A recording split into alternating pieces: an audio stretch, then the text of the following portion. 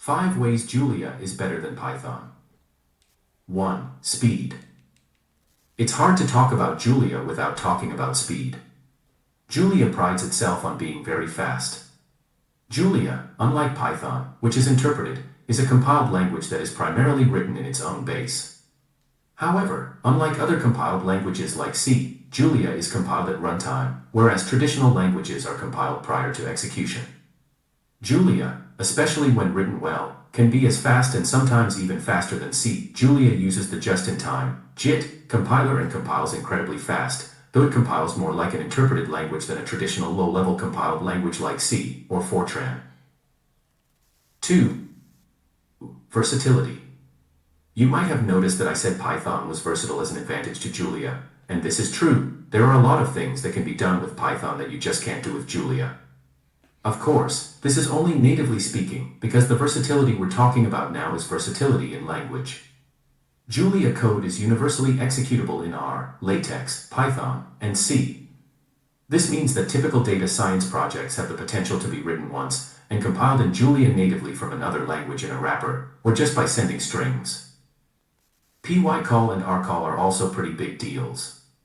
Given that a serious downside to Julia is in fact the packages, it's really convenient to be able to call on Python and R whenever you need them. PyCall is very well implemented into Julia, and is definitely sincerely well done and very usable. 3. Multiple dispatch. Julia is a very uniquely typed language and has its own quirks and features, but among one of the coolest features is Julia's multiple dispatch. First and foremost, Julia's multiple dispatch is fast. On top of that, using Julia's polymorphic dispatch allows for applying function definitions as properties of a struct.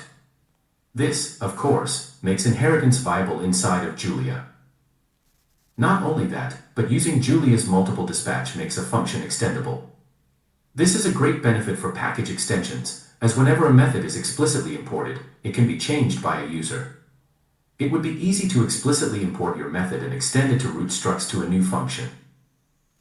4. Made for machine learning. Unlike Python, Julia was made with the intention of being used in statistics and machine learning.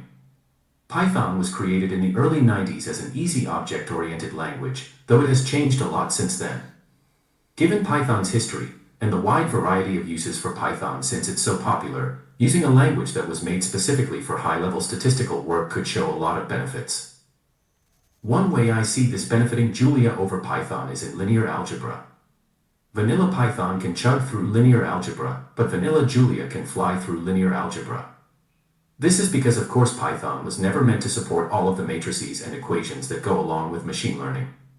By no means at all is Python bad, especially with NumPy, but in terms of a no-package experience, Julia feels a lot more catered towards these sorts of mathematics.